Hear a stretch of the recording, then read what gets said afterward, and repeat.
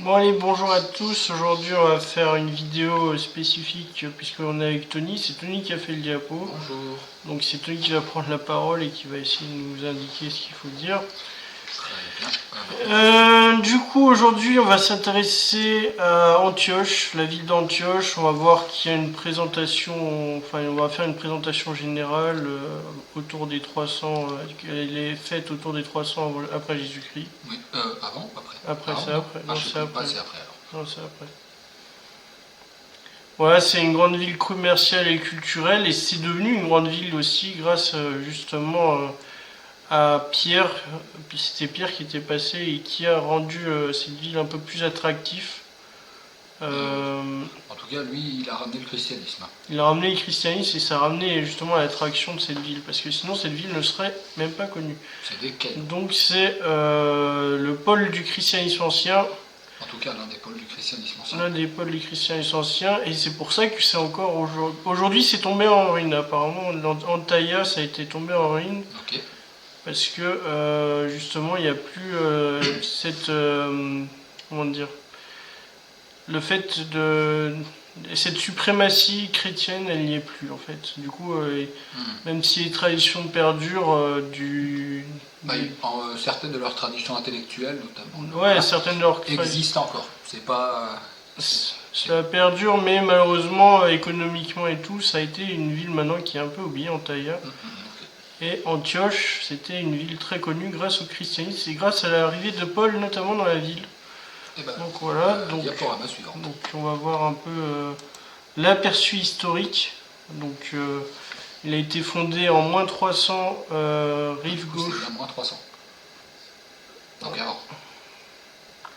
Oui, mais oui, oui, ok, ouais. Donc ça a été fondé en moins 300 rive gauche, voilà. Après, c'est Tony qui peut dire un peu ce qu'il a mis dans le diapo. Oui, la rive gauche, je ne sais pas exactement, mais ça doit être un truc géographique. Elle a été nommée d'après un certain Antiochus. Antiochus. Ouais. Antiochus. Ouais, un truc comme ça. Maintenant Antalya, c'est ce que je vous disais. Antalya, du coup la ville en ruine. Enfin, en ruine, je sais pas, mais oui. Ça devient la capitale de la Syrie en 64 avant Jésus-Christ. Ok.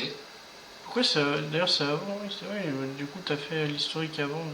Oui, du coup, c'était une bonne ville bien située. Je ne sais pas si c'était près de la mer, mais en tout cas, c'était bien, c'était beau, c'était prospère. Et du coup, elle a prospéré culturellement. Et puis son déclin en 538 avec un tremblement de terre. À cause du tremblement de terre qu'on foutu le merdier, j'imagine. Puis les conquêtes arabes en 637. Qui ont achevé le bazar. Mais il faut savoir que, ouais, à la base, s'il n'y avait pas la chrétienté, il n'y aurait jamais eu de prospérité économique dans ce ville. En tout cas, pas culturel. Mais économique, peut-être, si c'était bien situé, un truc marchand, on sait pas. On sait pas trop, mais je pense que la chrétienté a quand même amené pas mal. Au moins culturellement, en tout cas. Amené pas mal d'afflux, en fait, je pense. Économiquement et culturellement, les deux afflux, ils sont très forts. Grâce au christianisme. Bon, et la suite, c'est pas nous. Nous, on est là pour les chrétiens.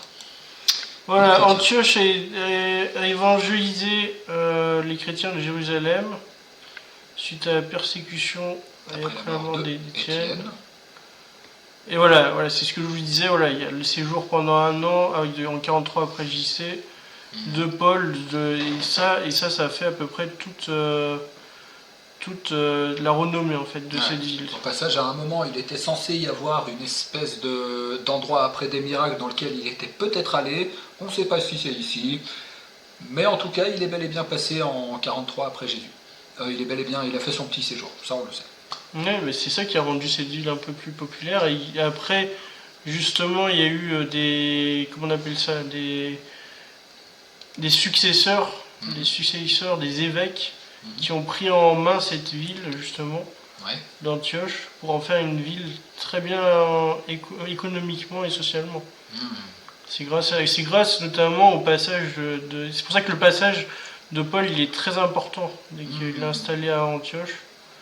C'est très très important, c'est au cœur de ses missions. Ça devient le centre du christianisme hellénistique. L'Empire romain, j'imagine. Donc c'est tout ce qui est empire romain, hellénistique, c'est tout ce qui est empire romain qui qui avant c'était grec, maintenant c'est devenu romain en fait. Il y a eu une transition entre les deux.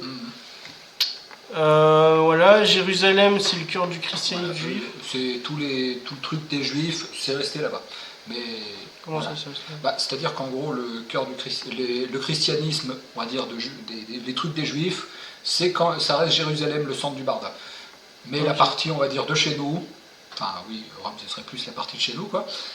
C'était Antioche. Voilà. Donc c'était l'un des pôles. Du coup, voilà, c'est l'un des pôles les plus importants, grâce à Saint-Paul. Voilà. Et c'est un foyer d'expansion en Orient, en Sicile, en Asie, en Syrie, en Mésopotamie, entre autres. Donc l'Orient. Les trucs, tout là-bas. Voilà. Là-bas, si on regarde de l'autre côté, je crois qu'on est à l'envers. Oui. Merci Tony. C'est important. Pierre est le passage. D'ailleurs, c'est Pierre ou Paul là. Du coup, il y a un conflit d'Antioche, du coup, qu'on va s'intéresser dans la prochaine vidéo. Donc voilà, et c'est pour ça. Je pense que je vais faire une vidéo entière sur le conflit d'Antioche. Et c'est d'ailleurs pour ça qu'on sait qu'il est passé le Pierre, c'est notamment parce qu'il y a bien eu ce conflit. Là, au moins, on est sûr qu'il était là. On va s'intéresser plus profondément au conflit d'Antioche.